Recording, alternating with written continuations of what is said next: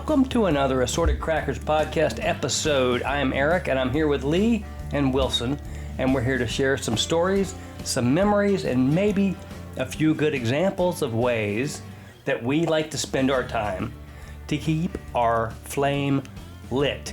And today, Lee, you have a topic for us that I think could be interesting. That's right. Let's do it, guys. Let's do it.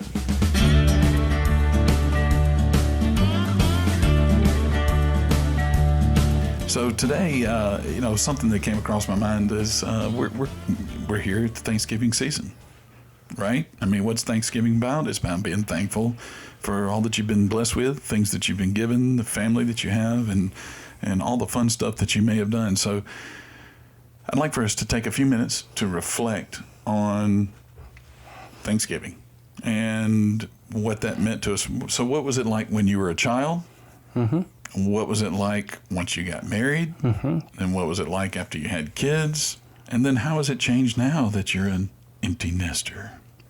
And it dun, has. Dun, dun, dun. Dun, dun, dun, dun. First of all, that pilgrim hat you're wearing looks nice.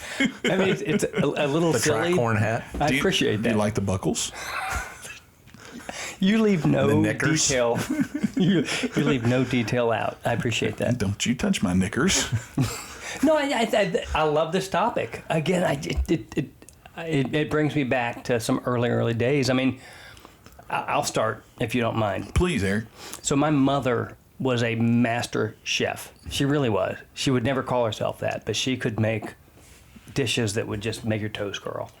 And so with Thanksgiving, it was my grandparents. I had my father's family was from Iowa. I grew up in Louisiana, so I didn't really get to spend a lot of day-to-day time with them. My mother's family was from North Mississippi. So similarly, Woo-hoo! I didn't... Yeah. Let's do it. She was from Corinth. And so it was... She was a Corinthian. She was a Corinthian.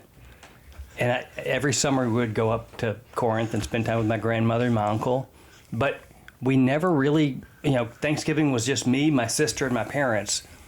And I can tell you that Thanksgiving was honored in the traditional Pilgrim feast. Mom had 8-9 courses. Nice. They were all amazing. And we always had either turkey or rib roast. And then 8 or 9 side dishes. We ate big. We talked. We enjoyed the time off. I mean, as a kid, all you really thought of Thanksgiving was just, you're not going to class. You don't have to go to school.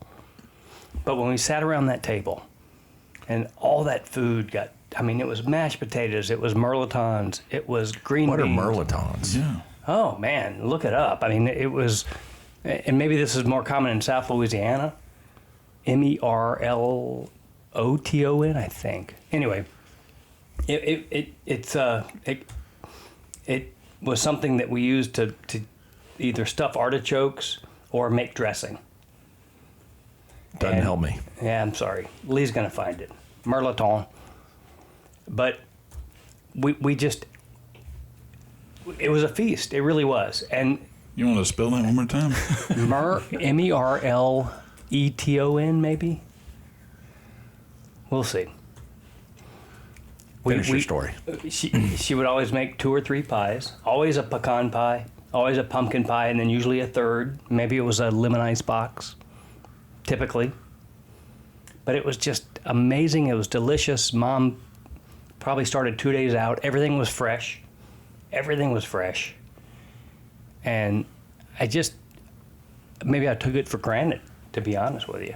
But it was one of those things that I came to appreciate when we sat at the table and we sat, we looked at all this amazing food and we filled our plates and we just ate.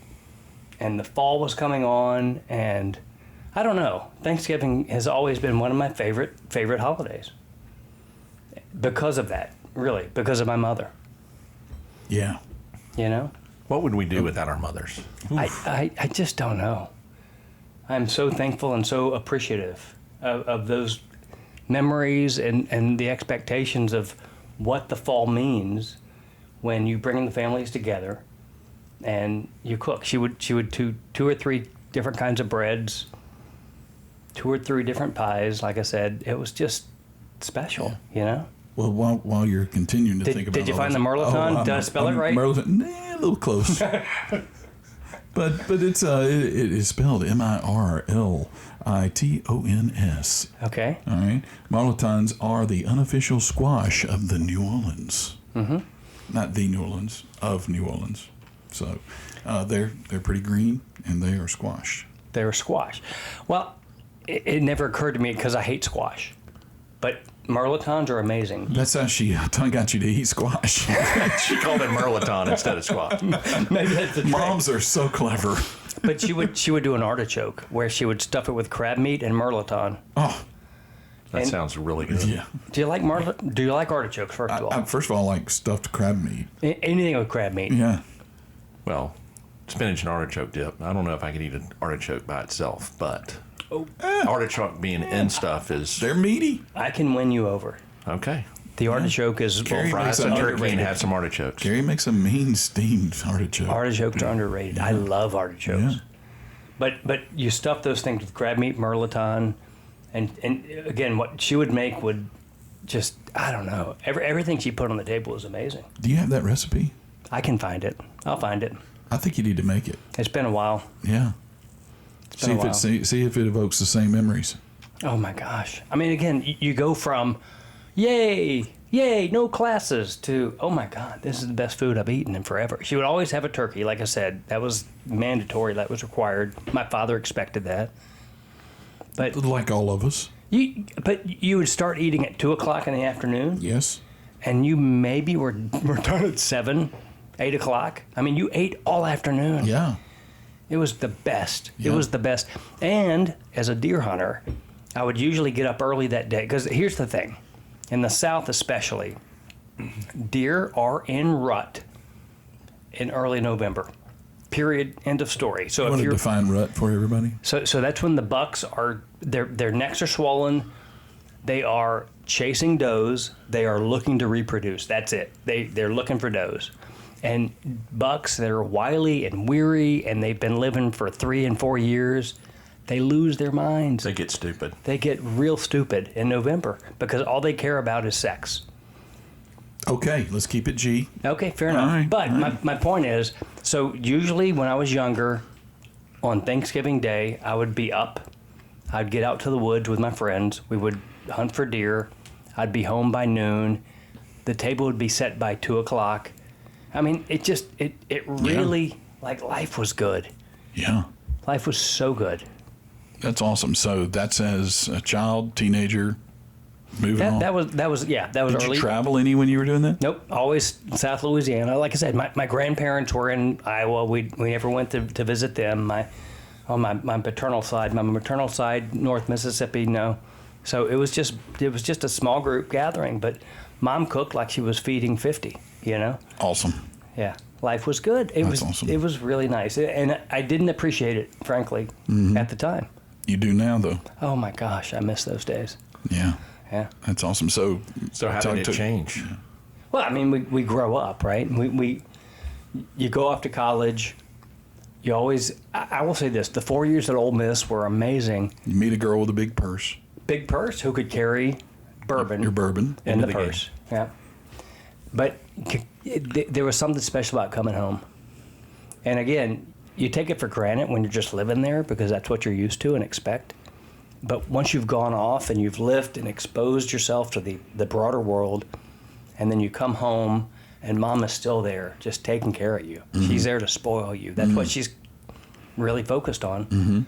And Thanksgiving was the time to spoil her kids. You know? Nice. And she did. She took advantage, and God, we ate so good. Okay, so that's college. Now, what about you're married? What happened when you're married? Well, I was fortunate enough to. I loved my wife's family. Let's start there. Good. I really was. I mean, and that's not always something that you get. You know, when you bring in That's an for extended sure. family, you're part of that. Good, bad, or indifferent. My in-laws had a little cabin in the woods in McNairy County, Tennessee. Buford T. Pusser's home. That's right, home of Walking Tall. And so we would go every Thanksgiving to the cabin that they had in the woods. And I would hunt on the morning of Thanksgiving and come out of the woods by 11 in the morning, sometimes successful, sometimes not. And there was a spread just waiting for you. I mean, again, I was spoiled. Life was good. Yeah. And so my mother-in-law would cook 100 different things and bring it to their little cabin and reheat it. And we would usually just sit around the house in casual clothes. I would eat until about 3 in the afternoon and then go back into the woods for the evening hunt. And it was a very different experience because, again, it was all about being in the woods, being out in the prairies. It felt a little pilgrimy, just a little, you know. We still had nice things, but what felt different was when my children came along. Yeah. And so usually my son would come hunting with me as he got older, and my daughter would stay in the cabin, but roll around in the leaves and just love being out in the woods. And honestly, I think the current generation has missed out on being out in the wilderness. And it meant so much to me to be able to share that experience with them and to watch them grow up and make that part of the Thanksgiving tradition. It really did. Yeah. That's awesome. Yeah. So it was very different than, again, when my childhood, it was me, my sister, and my parents, period. Right. And then as I got married, Susan's cousins and their nephews would come over and nieces, and we would enjoy a big meal. And then, the football games would be on TV because Thanksgiving is about football too. Right. And I would usually get out in the woods, do an evening hunt, come home, the Egg Bowl, Ole Miss versus Mississippi State. That Have your third round. Have my third round, and watch the football game, and it was another moment when you just appreciated everything that was in front of you. Yeah. Oh, I'm getting nostalgic. That's awesome. Yeah. Okay, so did you go back and forth? I mean, at that point you were in McNairy County, right? But right. Then you would come back. I mean, did you go back to South Louisiana any? I missed it, but my parents were here in Memphis. Okay, so your parents came. That's when your parents moved to Memphis. Right. Okay. So we would do actual Thanksgiving Day at the cabin in McNairy County, and then we would make up. So Friday morning was Black Friday. That was not a thing growing up, but it became a thing. I don't know when. What do you got out of the woods? I guess. So my wife and her mother would go shopping and get all the deals from Walmart or Best Buy or whatever in Corinth. And then Friday afternoon we would drive. I'm going to fact check you. I'm not sure there was. There's no Best Buy in Corinth? Buy in Corinth. Not back then. They definitely had a Walmart. They definitely had a Walmart. But we would, and a Fred's. So, sure. And a Dollar General for sure. But we would have we'd have a full-on big-ass Thanksgiving meal on Thursday. Yeah. And then we'd drive back to Memphis and do it all over again on Friday with my parents. Okay. So there was a day separation. There was, but you it were still felt like full. you never stopped eating. Yeah. Right. Yeah. Well, was there awesome. any stress on who was hosting and when and what day and? That's a good question, and the answer is no. I mean, I was very blessed. My parents were just happy to get any exposure, experience time with us and our kids that they could. Yeah. And they understood. Like, I loved being out in the woods with my in-laws, and they had lots of deer and just quiet memories up there. And then we would get back to the city, and they would sit us down, and we would do it all over again. Nice. That's Okay. fun. Again, I'm sitting here in my late 50s talking about this and thinking about this and realizing, like, I had a lot of really special people in my lives. My parents and my in-laws who just, we made it work. We made it work. Yeah. So now, empty nester, what happens? That's a good question. No two Thanksgivings have been the same since our kids have kind of grown up. Okay. One that I remember distinctly that I will always remember and appreciate forever. Our daughter was off probably her second or third year of college, and she had a heavy workload, class load. She couldn't come home for Thanksgiving, and we decided to go to her. So she went to Kenyon College in Middle Ohio. And nowhere. If you're Ohio. if you're into the pilgrim thing, if you're into the wilderness, this place brings it. Okay. And so we would rent this bed and breakfast. It was a barn. This place had a Airbnb kind of lofted barn thing on a farm. And Susan and I brought stuffing and dressing and squash casserole and a couple of other things that we'd picked up. And then we just heated everything up in that little barn. Everything about that was just amazing. That's awesome. Yeah. Yeah. But then the next year, Claire was home and we did it at our house. And then we had to do, Susan's father was ill. We were up at McNairy County for a little bit with him. And then we came back to my parents' house. Aging parents is a real challenge. It's a real challenge. That's where we are right now. It is. And Thanksgiving is such an important opportunity to thank them and acknowledge all those memories that you made Sure. when you were young, Yeah. So we're still figuring out the emptiness part of it, to There be you go. honest with you. That's awesome. Wilson, man, tell us about you. Well, goodness. Tell us tell me about your original Thanksgivings and then. Well, so How original did it progress? Thanksgivings would be at my grandparents' house, and my mom's family lived all over, so they had to do Thanksgiving with their own family, so they were not here. So we always did it with my dad's parents and his sisters and their families. So it was always at my grandparents' house. They had a good amount of property, so we would ride bikes. All the cousins would get outside and play and do whatever as we were growing up, and just have a grand old time. As all the food was prepared. You had the adults table and the kiddie table. And, Sure. It was every. It was great. Just so it was nice. It was always about the food. It was always about Tell me about the hanging food. out. It was just always the staples: turkey, mashed potatoes, all of that stuff. No Marlotons? No Marlotons. What kind of did you have? Did you have stuffing, or did you have like dressing? Dressing. It was good. Was it wet or dry? It was wet. Okay. Anything special about it? No, in those years, it was more about hanging out more than the food at that point. Sure. To me, I just.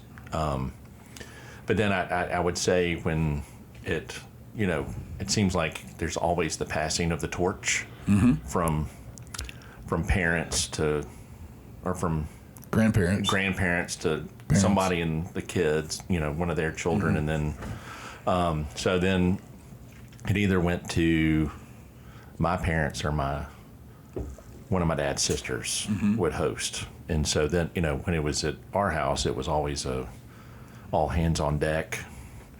We need to help clean up, get the house ready, cook, whatever, peel potatoes, whatever it was. Daddy Barton ran a tight ship. Did. So, but anyway, it was always good. Did you watch college football? Always. Sure. You always had to watch the Alabama game, right? Well, they didn't, I guess that's Iron Bowl year. Yeah. I'm just thinking about your dad. It was usually Saturday. Yeah. So, we were not big pro football folks at our house. It was always college football. Right. So, we would have the pro game on, I guess it was the Cowboys and whoever else, Detroit. Cowboy. It was always Cowboys in Detroit. It was. Why? And so we would have them on, but it was just background noise. Sure. Yeah. And it was, after you ate, you would sit on the couch and Take a nap to it. when I was in college, every year the Mississippi State game, the Yep. Egg Bowl, Ole Miss Mississippi State, was always on Thursday. Was always on Thanksgiving, and I hated that because I wanted to enjoy my family and my time and get out in the woods, and yet I had to be mentally distracted by this right. damn football game. Yeah. I'm glad it's not on Thanksgiving this year. Really? Yeah. It's on Friday, I think, It right? is on Friday. So, and then, and I will say, kind of like your story, Chris and I lived in Nashville for a period of time when we got married. And one of the best Thanksgivings I think we ever had was when she was pregnant with Will. Yeah. And she was 2 weeks from due date, so we couldn't travel. So it was, Chris and I made our own Thanksgiving, just the two of us. Oh, wow. And so it was, It's a lot of turkey. Well, we just didn't do a huge turkey, but we had squash and mashed potatoes and green beans and and then after what kind of pie? you know what I don't know if we had a pie. I can't remember the pie. You had a damn pie. Come on. Probably apple. It would have to be apple. If we had a pie, it was apple. Okay. Because that's my favorite. All right. And Write then that down. But then, so after we ate, we had, we went to we had planned, so we had gone to the video rental store, Blockbuster or whatever it was back in the day, if you remember. Mm-hmm. And we rented. For those of you that are younger listeners, we used to go back to a store where they had DVDs and tapes. VHS tapes, where you would go rent them and watch a movie and then take it back for a fee. But you had to rewind it. You had to rewind it, or you'd be charged a fee. You would be charged a fee if you didn't rewind the thing back to the front. Anyway, we watched Raiders of the Lost Ark. Oh, love that. We rented that one, and I'm trying to remember the other movie. But anyway, it was just a nice, relaxing Thanksgiving. Yeah. Then we moved back to Memphis, and trying to divide your time on Thanksgiving between two families is hard. Right. You're eating. Somebody's having to sacrifice eating at lunch or or dinner, because I think we were always. My dad's side of the family was always between 12 and 2. We would have lunch, and then you get married, and then you're like, well, we can't come till. Oh yeah. So it was either we don't want to eat it anyway. So it was a couple of years of that and having to eat twice, and it was horrible. Right. I say horrible because you just felt so full you couldn't eat another bite. And you were running all the time. You were constantly going. And it wasn't always relaxing. No. And so one of the best things that happened was Kristen's parents said, "This is crazy. Wilson, just invite your parents and your sister over, and we'll just have everybody." And so what a great idea. So that was the easiest, the best, and it just made it so much easier, and then everybody just brought something. So it was, Kristen's. So the Shanks passed down some serious gift of hospitality. Oh yeah, Kristen's parents are so good at that. Just invite whoever, Love it. And so that way, because at that point, I was married, my sister was married, my aunt's kids were married, or so they were like, well, that's fine. We'll just do our own thing anyway. So it was. Everybody just said, well, I'll bring something. So it wasn't it wasn't all on everybody, on one family to make everything. Right. So it was, so you got all your visitation in and had great food. Mm-hmm. And then, you had the football game on, and whoever wanted to stay would stay. And if you wanted to leave, you could go home and, Awesome. So it was, you didn't feel like, and it was nice because my sister's husband, his family's from L.A., Lower Alabama. So, they were either in town or they weren't. So it was, if they were in town, they came. If not, it was, and anyway, it just worked out. It was nice. And then the torch got passed to Kristen and I. So we seemed to host everybody, which is, always awesome. It's just nice that we don't have to go anywhere. And we're glad to host everybody. And I, and my wife is so awesome, but she was like, well, we're going to instead of having a kids table and divide it between the kitchen and the dining room, we have one of those folding tables, and she went and bought a piece of plywood. And so we, attached the plywood to another folding table and just made this super long. Bring it together. So everybody can sit at the same table. Awesome. And it looks absolutely bonkers, but it is. That's so cool, bro. That you do that. You and Kristen have the gift of hospitality. You really do. It's amazing. And so it's my sister brings green bean bundles, but the green beans wrapped in bacon. Yeah. Is there Russian dressing on that? No, my sister makes them. They're Catalina? fabulous. Anything special? And then we do a turkey. Kristen makes squash casserole and mashed potatoes. And my brother-in-law usually brings some turkey from Canales or some, local place. And then Cozy Corner. So, Kristen makes homemade rolls that just, anyway, so it's, love it. It's just, it's Thanksgiving is just what it's supposed to be. You're thankful for all your family and everything that you've been blessed with, and now that Will and John are married, and we've got I feel for them because now they have to divide and figure out. So the empty nest, It's and pressure. so they have to do 2 or 3, right?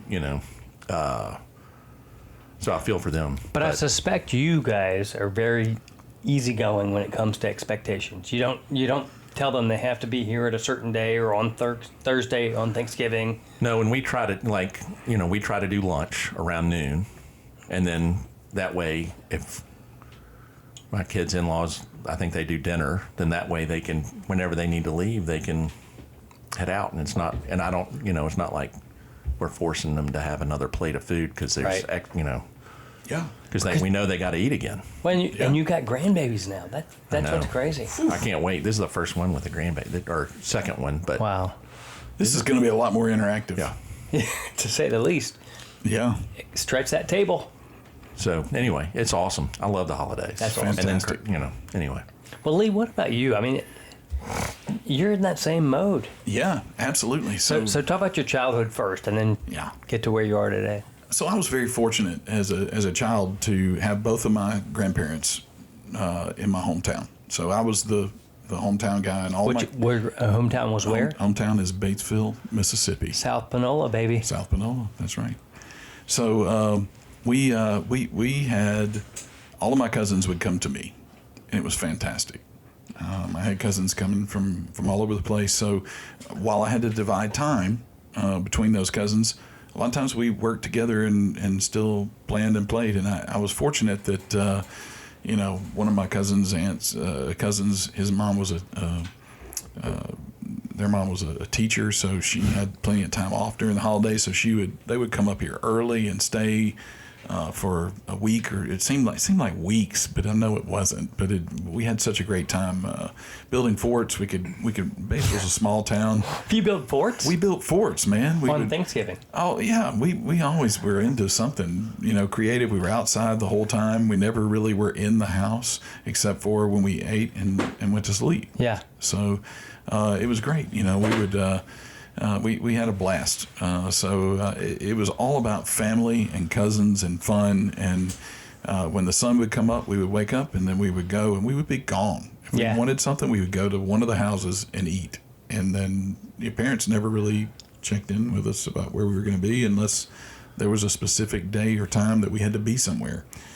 So it was great. We had a lot of freedom and that is something that probably my kids don't have, or our kids don't have today, that we had in a small town back in the 70s and 80s. So moving forward, after I got into high school and college and met Carrie, and we started kind of having to. When Carrie and I got married, we ended up splitting time. I mean, we would do Thanksgiving with my mother we would go down on a Wednesday night, and then Thursday morning we would wake up and we would have Thanksgiving with all of her family. Then we would go back to Memphis and have Thanksgiving with Carrie's family, and then move back around. I mean, we ate basically 3 or 4 Thanksgiving meals in 24 hours. Not good for the diet. I mean, those were the years where I was probably packing them on. But it was worth it. It was fun. It became a little tiring because it was such travel and it was stress, and you were worried about spending time. The kids are exhausted. They don't understand why we have to do this all over again. Absolutely. Yeah. But I wanted them to have the experience of being with the cousins. I mean, I came from a family that loved to be together, and it was always fun. There was always some kind of activity. We played games. We spent a lot of time. We ate great food. And it was so much fun. So, I didn't want to deny my kids that opportunity. Fast forward to being married after Carrie and I were married and we did all that, the older we got and the older our kids got, and then parents were getting older also, my brother and I started shifting into where now, he handles Thanksgiving, and then I have everybody at my house at Christmas. Now, what area of the country does he live in, your brother? He lives in Oxford, Mississippi. Okay, that helps. So The promised He's close. It's an hour away. It's not so far. It's 20 minutes from my mom, but we all go down on Wednesday and we spend the evening with them. We'll cook and we'll have appetizers and we just kind of graze. On Wednesday night, Thursday, we wake up, we have some kind of light breakfast, and then sometime around lunchtime to 2:00, we have the Thanksgiving turkey traditional meal. We always have the spinach madeleine. We have some dressing that we always have, and then we have, 2 or 3 desserts and Apparently, Wilson didn't have dessert. I'm glad you. that was the one time though. I'm gonna give him a break. We do now. We do now. This is when it was just he and his wife and and a child to be. Make a pie, Wilson, for God's sake. I mean, the guy has apple pie. Apparently. And it was probably Mrs. Smith's that year, just because. You know what? Mrs. on me. Smith that is a solid go-to when I'm not judging. when you're 3 weeks from having a baby. And that was 29 years ago, Eric. So if you can remember what pie you had 29 years ago. 29 years ago. Well, Will be 29 in December. Okay. I do remember what pie I had 20. Sure you do. It was American pie. Oh my gosh. Of course it was. Which was an apple pie. It actually was. Happy No, yeah, gobbler day. I'm so happy to the cooler days, the shorter days. It's just time. I didn't so happy even about get it. into all the football games that we played in the front yard. Oh my God. I mean, we played tackle football. I was the young kid, so sometimes my cousins were kind enough to play on their knees. What? Yeah, they would play on their knees and they would still tackle me. I mean, yeah, I was little. They could probably catch you too. Well, they probably could. That was before I got really fast and I could run like a 7.2 40. Well, yeah. Well, it's a deer hunter again. Thanksgiving was always the time that you had to be in the woods. Right. And so being able to come out of those woods kind of cold, pretty exhausted because you probably woke up at 5:30 and smell the food in the kitchen and know why your mom was preparing that, Yeah. you'll never forget that. No doubt. So, Good stuff. all right. Happy Thanksgiving, guys. Happy Thanksgiving. I can't wait. Absolutely. I'm ready.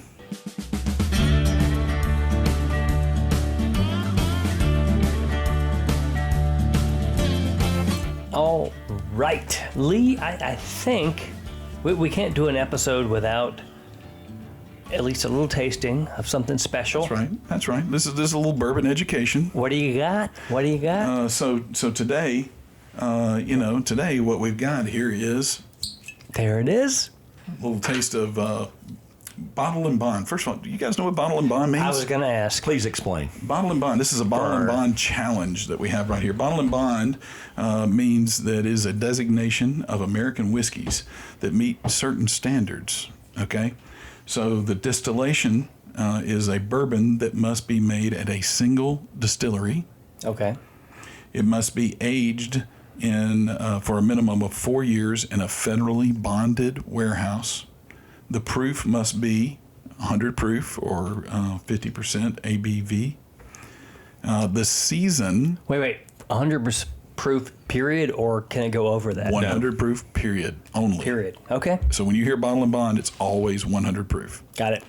So it's also the season. It has to be produced in a single season. So the seasons could be one of two. It could be spring, which is January to June, or it could be late fall, which is July to December. And that's when it goes into the barrel or when it comes out?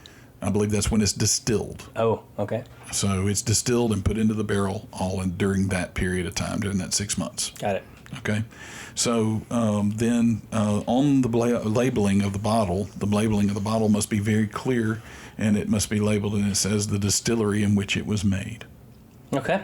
Okay, so the Bottle and Bond Act was passed in 1897, and it was to increase transparency in the whiskey industry, which is a sign of authenticity and high quality. So There was a period where you didn't really know what was in the whiskey. Exactly. Right? So prior to 1897, there were a lot of people, bad actors, and people who were trying to say bourbon is bourbon when it really wasn't. And they were putting in things like tobacco juice and all kinds of stuff to give it the color and or flavor. Wait, when you say tobacco juice, like spit? I'm trying to get specific because that kind of grossed me out. It could be that it just had tobacco leaves in there. I'm going Okay. to say it's not. I just want to be clear. It's not like ABC It wasn't gum. Earl's spit can. And I don't think it was like ABC gum. All right, sorry. So keep going. So bottom line is, I think that there were a lot of bad actors. So there was a number of people. I'm digging back into my history here, but I'm going to say like Colonel E.H. Taylor was one of the ones that lobbied Congress to create the Bottle and Bond Act, to create the transparency, so that there was an opportunity for for bourbon to have that designation of what it was, and you knew exactly what you were getting in the bottle, and to get rid of those people who were not producing that. So if they never could say those things, then they were, held accountable. I would love to know the congressman or woman who brought that bill forward. I believe it was A.H. Taylor. I appreciate that. I really do. Because again, transparency is everything. All right, so today we're going to do a Bottle and Bond taste-off. Okay. So we have the Heaven Hill Bottle and Bond, and Heaven Hill Bottle and Bond versus the Henry McKenna Bottle and Bond. Heaven Hill and Henry McKenna. So interestingly enough, both of these are straight bourbons. Okay. So they are both produced by the same distillery, Heaven Hill. Okay. One, which the Heaven Hill is a 7-year-old 100 proof bourbon. It is a 78% corn, 12% malted barley, and 10% rye. So no wheat. No wheat. Mostly corn. That's right. So and then the Henry McKenna is also 78% corn, 12% malted barley, and 10% rye. Okay. Okay. So they should be very similar. And Henry McKenna, though, is a 10-year. So 10 years, 7 years. So on your left, you will see the Heaven Hill Bottle and Bond. So same distillery. Tell me what you think. So the corn is clearly there, quite grainy. Okay. There's some caramel, maple. Yep. Maple's a good call out. Oh, this is smooth for 100. I get like a leather tobacco. Mm-hmm. I get some of that too. Maybe some butterscotch, graham cracker. The leather, yes. Not so much the butterscotch. I'm On the not back- getting on the I'm not back getting side. the sweet. On Maybe. the back. I'll try again. Try again on the finish. And now, is Heaven Hill the distillery that had the famous fire that rolled down the hill? They have had a fire. Yes, it was pretty significant. And There's- Henry McKenna was one of the ones that was really impacted in a fire. And I think the whole neighborhood, the distilling community came together and helped them produce Yes. at other distilleries To keep 'em going. To keep them going. So if you're into Google, check Right. it out because there's when these rick houses catch fire, it's obviously very combustible, right. and as these barrels busted open during the fire, their rick houses were up on a hill and it just rolled downhill, and it's tragic and awful, but also kind of awesome to see the video of these bourbon fires kind of literally rolling down a hill. Awesome, but I would cry.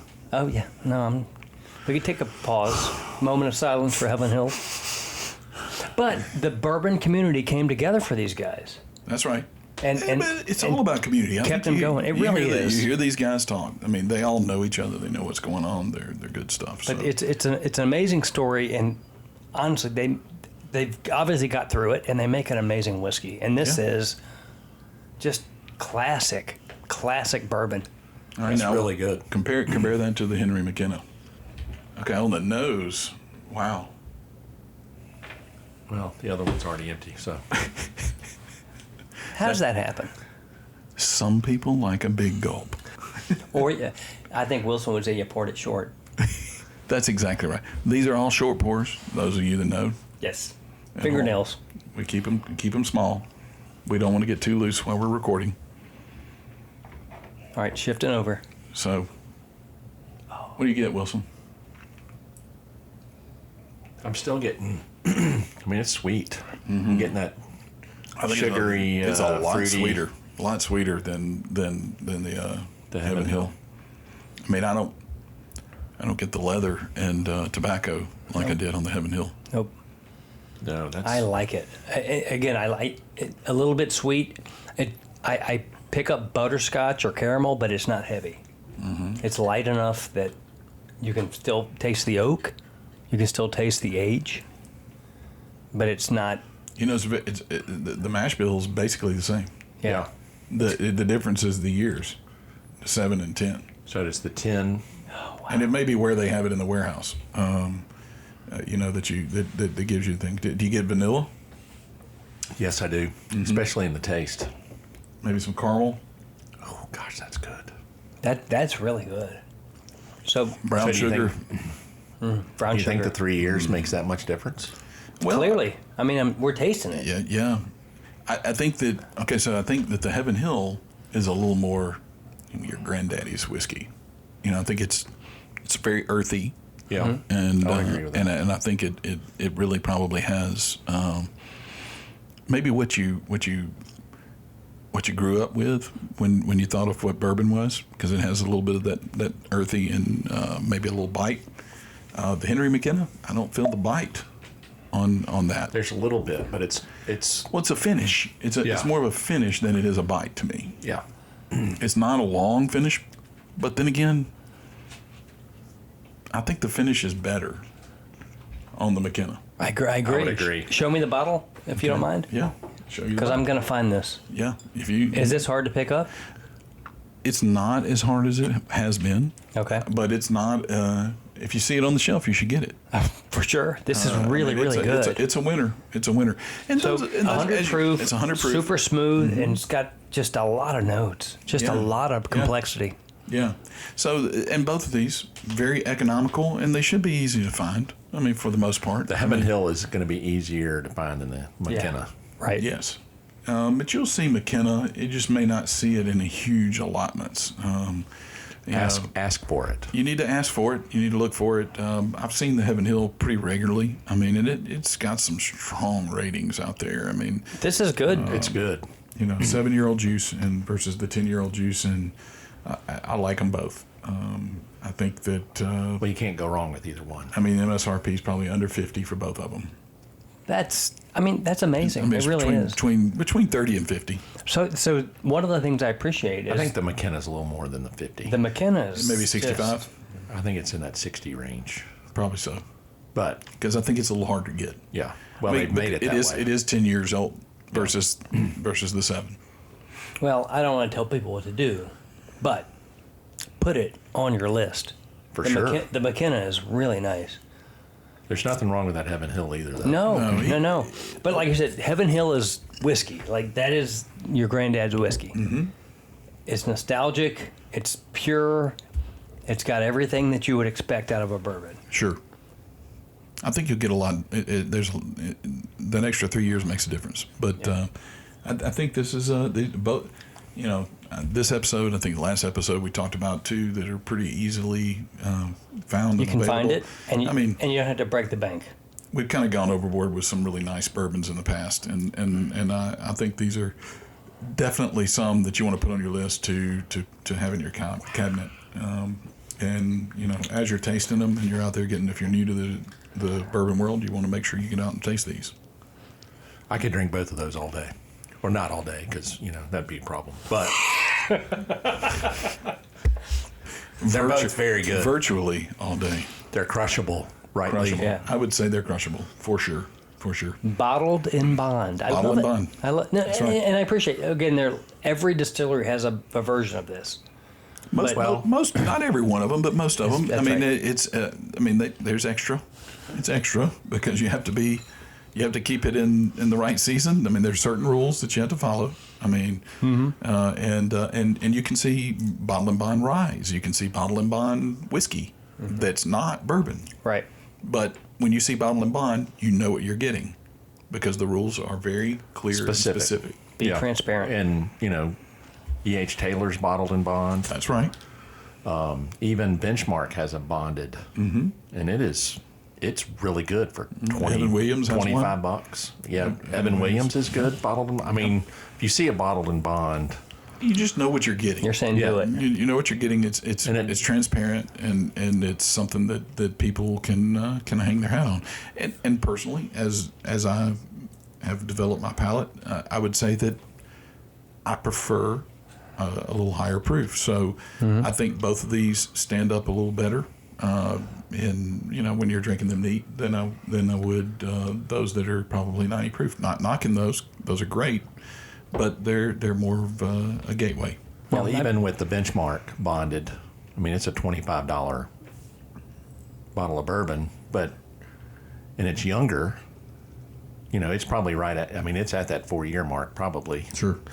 But because of the higher proof, you get a little more flavor. Right. There's not as much water added, so you get a little more Right out of the flavor. Right. And so it even the TX, They have a bottle and bond. they have it's barrel proof, but I mean, it's 4 years old, more than like 4 or 5 years old, but with that little bit higher proof, Well, it does give you a little Their bit. lower proof one to me is really too sweet.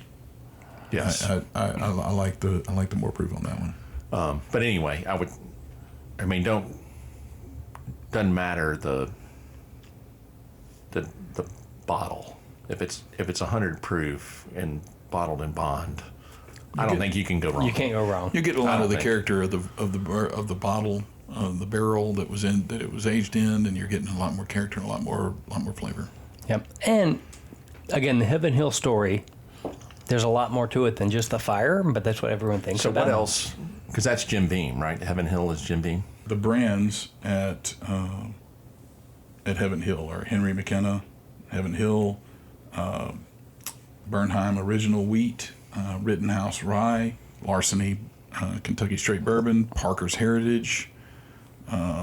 They've even come out with this new series that they've got, the Grain to Glass, which is which is out there, which is not just the regular Heaven Hill, but the Heaven Hill Grain to Glass, which would be, I think this is their farm to table type stuff that they're talking about, where they have, if I remember that correctly, but they've got a wheated, they've got a rye, they've got a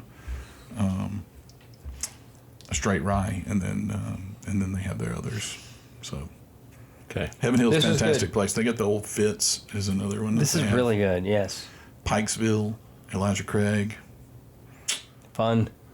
And again, Evan Williams. Is they know also, what they're doing. Evan Williams. That's what I was They're thinking Evan about Jim Williams. Beam. And don't you dare forget It's Jim Beam's Bookers. Mellow Corn, Mellow Corn. straight corn whiskey, baby. Okay. I think this has been fun. I really appreciate the memories. I appreciate the bourbon. I appreciate all my time with you guys. Always. It's a treasure. Thank you, gentlemen. This has been great. Thank you. So, as always, if you want to follow the show, and we hope you do, you can follow us on Instagram. I always struggle with that. Usually on about the third or fourth Usually tasting. on the end. Instagram, 3 Assorted Crackers. You can find us. And we always like to hear from you. We're getting more and more inspiration from our listeners.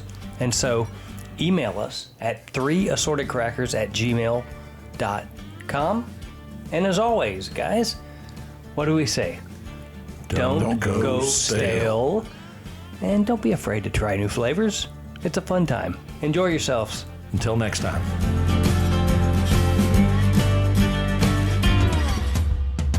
Do you want to talk about the... Are you going to talk about the tip? No, I was gonna say, Bill, we love you, man.